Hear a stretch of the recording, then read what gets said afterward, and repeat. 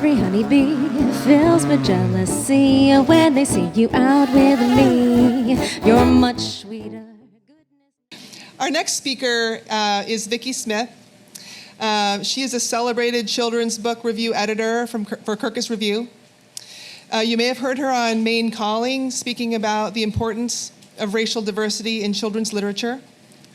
You may also have seen her on Jeopardy! For real.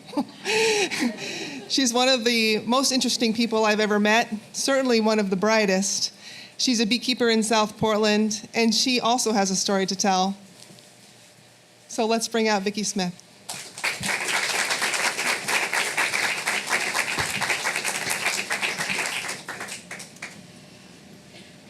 When our daughter Lucy was little, we lived in a house that had a huge back deck.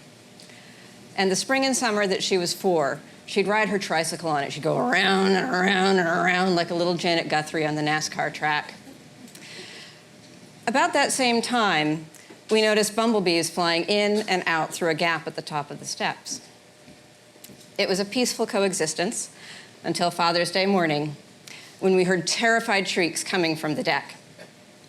We went outside, and all we could see was Lucy flapping her hands around her face and screaming. Now, her hair was cut in a page board then, and she had these incredibly thick bangs. She wouldn't stop screaming to say what was the matter, so I looked closer, and there it was. It was a bumblebee stuck in her bangs. And just when I noticed it, it stung her above the eye for the second time. Fun fact, unlike worker honeybees, bumblebees can sting multiple times. Well, we finally extricated the bumblebee from her bangs, and on Monday, we called the exterminator to take care of the bumblebees. Even after that, it was a long time before she'd go outside and play, and an even longer time before she could play outside without flinching every time she heard a buzz. It's not too surprising that she grew up with a bee phobia. We tried everything to cure it. We tried reason. If you don't disturb them, they won't disturb you. Riding your tricycle over their nest is disturbing them. We tried behavior modification. Stay still, and it won't sting. Stay still. And, of course, books. See how peaceful and cheerful looking that bee is? That is not an evil smile. Eventually, her growing awareness of the importance of bees to the food she ate earned them the grudging acknowledgement that maybe they shouldn't all be eradicated from the face of the planet. But that never turned into an open arms embrace. About 10 years later, I took up beekeeping. I wasn't particularly fascinated by bees, and I didn't even really like honey all that much. But I'd been reading all of these books with titles like The Case of the Vanishing Honeybee, A Scientific Mystery, and The Hive Detectives, Chronicling a Honeybee Catastrophe. Now, these were books aimed at upper elementary age readers, and they introduced kids to colony collapse disorder and talked about the importance of honeybees to the global food supply. They tended to emphasize kid-friendly foods like cherries and strawberries and peaches. They didn't talk all that much about kale and cabbage and sweet potato. But just take a minute and imagine what it would do to the Portland foodie scene if Brussels sprouts vanished from the menus.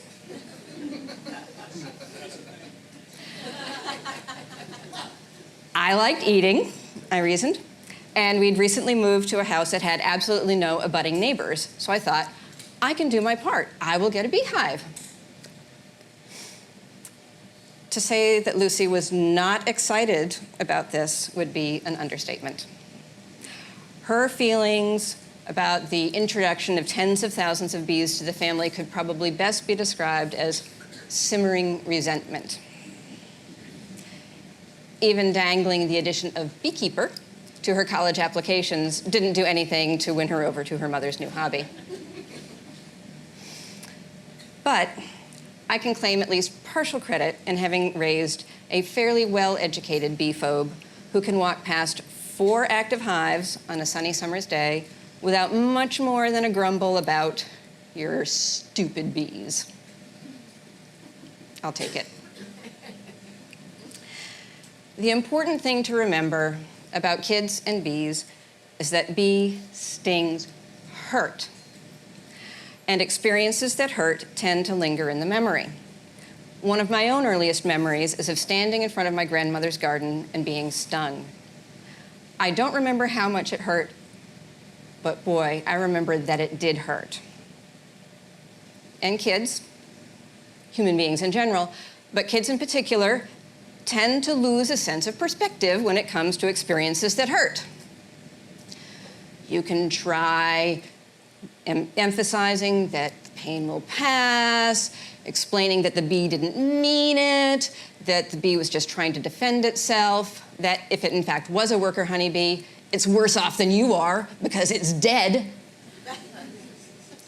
All of that pales next to the incontrovertible fact that bee stings hurt. And kids talk about things that hurt. I guarantee if you go into any kindergarten classroom, some kid will come up to you, a perfect stranger, show you their newest Band-Aid, and explain how they got it. So, one kid with a bee sting equals a peer group that knows that bee stings hurt. Complicating this is the fact that there are all those other black and yellow stinging insects that hurt.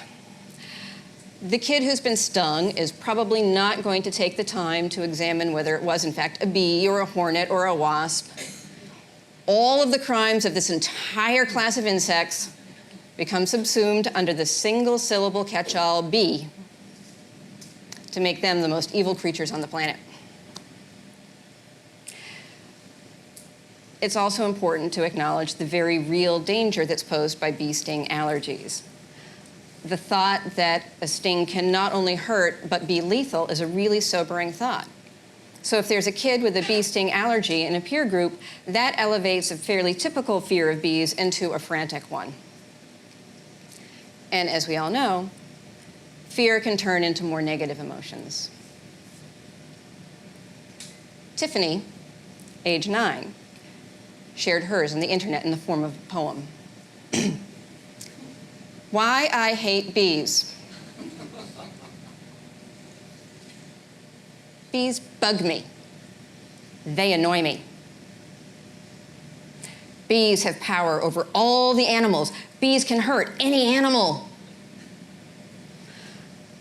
One time, when I was in the park, a bee flew in my shoe and stung me.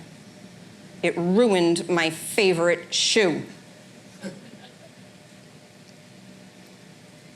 So why is it important to raise bee-friendly children?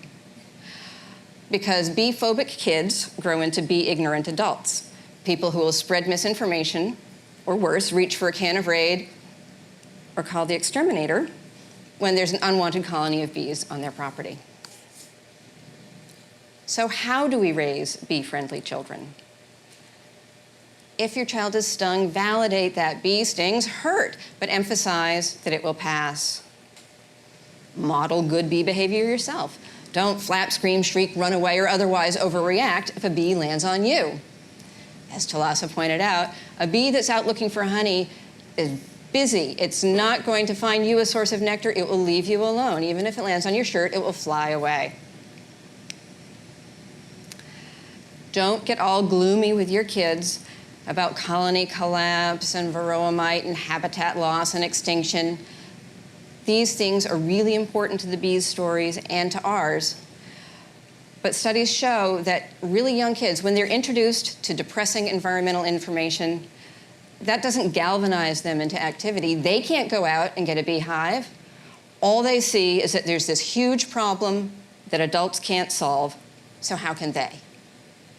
Instead, emphasize all the positive things that kids can do to help more honeybees pollinate more cherry trees next spring. Introduce kids to the incredible variety of bee species that are out there. Honeybees and bumblebees are really, really cool, but so are sweat bees.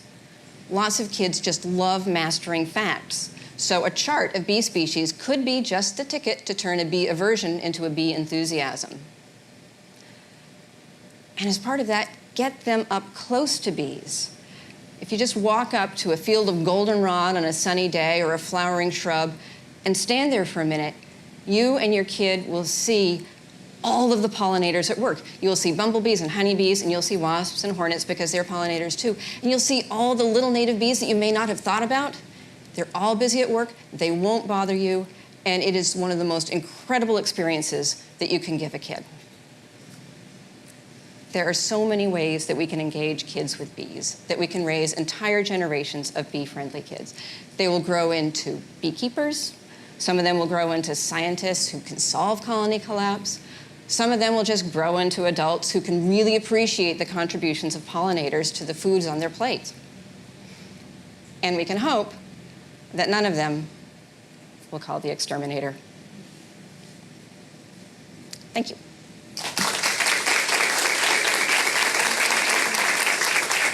So much.